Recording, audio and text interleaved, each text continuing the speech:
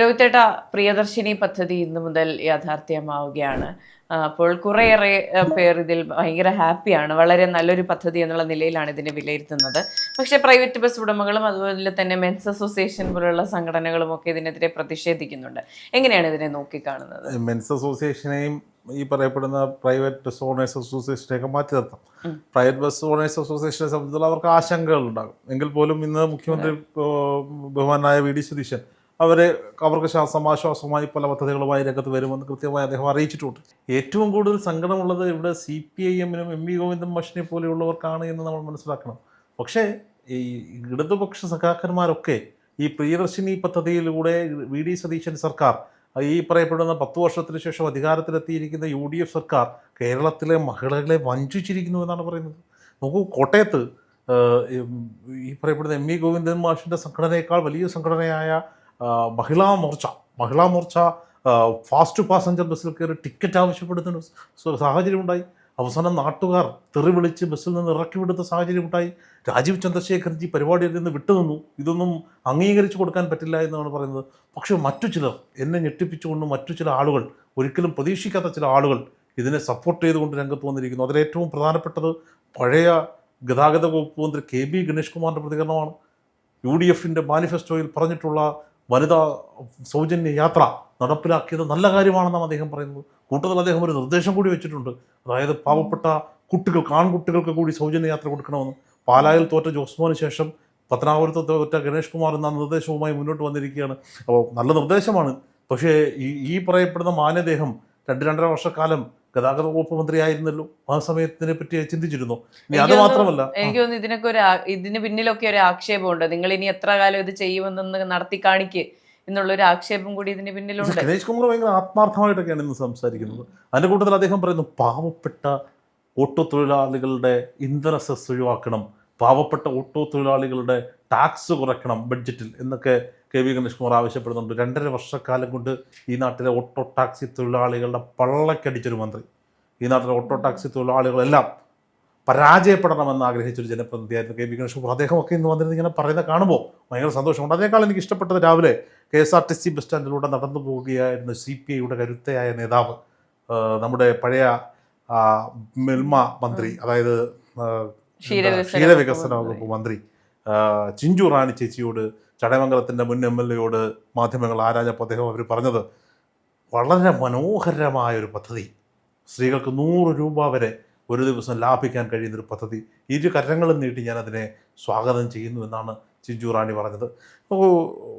കാര്യം അവർ 5 വർഷക്കാലം MLA ആയിരിക്കുകയും മന്ത്രിയായിരിക്കുകയും ചെയ്തപ്പോൾ മണ്ഡലത്തിൽ പ്രത്യേകിച്ചൊന്നും ചെയ്തില്ലെങ്കിലും ഈ പറയപ്പെടുന്ന MLA സ്ഥാനം ഒഴിഞ്ഞതിനു ശേഷം സാധാരണക്കാർക്കൊപ്പം ബസ്സിലും മറ്റുമാണ് അവരുടെ യാത്ര. സാധാരണക്കാരെ പോലെയാണ് അവർ ആളുകളോട്ട് ഇടപെടുന്നത്. ആ കാര്യത്തിലൊക്കെ എനിക്ക് ഞങ്ങളുടെ ജില്ലയിലുള്ള ഒരു മണ്ഡലത്തിൽ ജനപ്രതിനിധി ആയിരുന്ന ഒരു വനിതാ രത്നത്തെക്കുറിച്ച് അഭിമാനബോധമുണ്ട്. ഇന്ന് ബിന്ദുകൃഷ്ണയുടെ തലയിലൂടെ പായസം വീണ അനിഷ്ട സംഭവം ഒഴിച്ചു നിർത്തിയാൽ സ്ത്രീകളെ സംബന്ധിച്ചിടത്തോളം, ഞാൻ തമാശ പറഞ്ഞാൽ ഒരു മന്ത്രിയാണ്, മന്ത്രിയുടെ തലയിൽ സുരക്ഷാ വീഴ്ചയൊക്കെ ഉണ്ടായി എന്ന് പറയുന്നത് ഒന്ന് ആലോചിച്ച് നോക്കും. പണ്ടൊരു കരിങ്കൊടി 100 മീറ്റർ ദൂരെ കൂടെ പാറിയപ്പോൾ പെടലി ഒളുക്കിയ വനിതാ മന്ത്രിയുള്ള നാടാണ്. അവിടെയാണ് ഇന്ന് ഇത് സംഭവിച്ചിരിക്കുന്നത്. അപ്പോൾ ബാക്കിയൊക്കെ വളരെ മനോഹരമായ പദ്ധതിയാണ്. നമുക്ക് ഇന്ന് ഈ കുറച്ച് ദിവസങ്ങൾ, ഇനിയുള്ള അടുത്ത കുറച്ച് ദിവസങ്ങളിലൊക്കെ ഈ KSU-വിൻ്റെയും യൂത്ത് കോൺഗ്രസിൻ്റെയും മഹിളാ കോൺഗ്രസിൻ്റെ ഒക്കെ നേതാക്കന്മാരും പ്രവർത്തകരുമൊക്കെ ഇത്തരം ബസ്സുകളൊക്കെ കയറി ഫോട്ടോ എടുക്കാനൊക്കെ വേണ്ടിയിട്ടും റീൽസോളുകൾ എന്നൊക്കെ നമ്മൾ വിളിക്കുന്ന സോഷ്യൽ മീഡിയ താരങ്ങളൊക്കെ റീൽസ് ചെയ്യാനൊക്കെ വേണ്ടിയിട്ട് ബസ്സുകൾ തിരക്കുണ്ടാവും. അതിനുശേഷം ഈ ഇതെന്താണെന്ന് അറിയാനുള്ള ഒരു ഇത് കഴിയുമ്പോൾ ബാക്ക് ടു നോർമൽ ആവും. അതിനുശേഷം ഇത് ഏറ്റവും കൂടുതൽ പ്രയോജനപ്പെടുന്ന ആർക്കാണ്? സാധാരണക്കാർക്കാണ്. അതായത് ഞാൻ കൃത്യമായി പറഞ്ഞു കഴിഞ്ഞാൽ, ഈ അത്യാവശ്യം ഇപ്പോൾ 2-ചക്ര വാഹന വിപണിയും 4-ചക്ര വാഹന വിപണിയും ഒക്കെ വളരെ സജീവമായി നിൽക്കുന്ന ഒരു കാലഘട്ടമാണ് കേരളത്തിൽ. അപ്പോൾ ഇപ്പോൾ എൻ്റെ സഹോദരി ജോലി ചെയ്യുന്നത് ബാങ്കിലാണ്. അപ്പോൾ പുള്ളിക്കാരി ജോലി ചെയ്യുന്നത് എൻ്റെ 10-40 കിലോമീറ്റർ ദൂരെയുള്ളൊരു ബ്രാഞ്ചിലാണ്. പുള്ളിക്കാരി കാർ ഓടിച്ച് പോകുന്നു, കാർ ഓടിച്ച് വരുന്നു. സൗജന്യ യാത്ര കിട്ടിയാലും അവർക്ക് ബെസ്റ്റ് ടൈമിൽ ഓടിയെത്താനും നേരത്തെ എത്താനും. ബാങ്കിലെ ജോലിയെല്ലാം കഴിഞ്ഞ് ഒരു 7 മണി 8 മണിയൊക്കെ ആയിട്ടാണ് ബ്രാഞ്ച് അടച്ച് ഇറങ്ങാൻ പറ്റുള്ളൂ മാനേജർ എന്ന നിലയിൽ.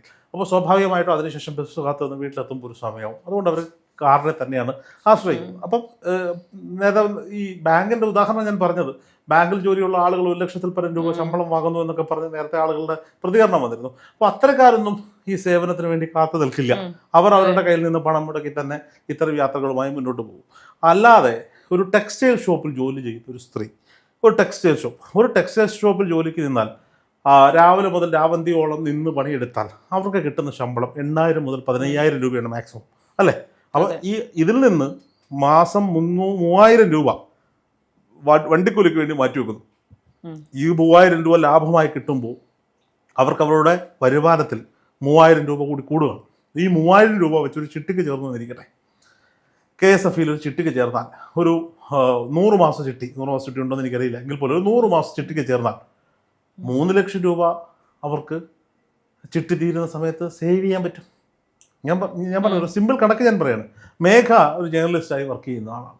മേഘയ്ക്ക് ഇപ്പോൾ കമ്പനിയുടെ വണ്ടികളും കാര്യങ്ങളും ഒക്കെ ഒരു ന്യൂസ് റിപ്പോർട്ട് ചെയ്യാൻ പറഞ്ഞാൽ കമ്പനിയുടെ വാഹന സൗകര്യം ഇല്ലെങ്കിൽ മേഘ എന്തോ ചെയ്യും? ടു വീലറിൽ പോകും, അല്ലേ? അപ്പോൾ മേഘയ്ക്ക് മാന്യമായി ജീവിക്കാനുള്ള ശമ്പളം ലഭിക്കുന്ന ഒരാളാണ്. അപ്പോൾ സ്വാഭാവികമായും മേഘ ഏറ്റവും പെട്ടെന്ന് അവിടെ ഓടിയെത്തി തൻ്റെ ജോലി ചെയ്ത് തിരിച്ചു വരിക എന്നുള്ളതാണ് മേഘ ചിന്തിക്കുന്നത്.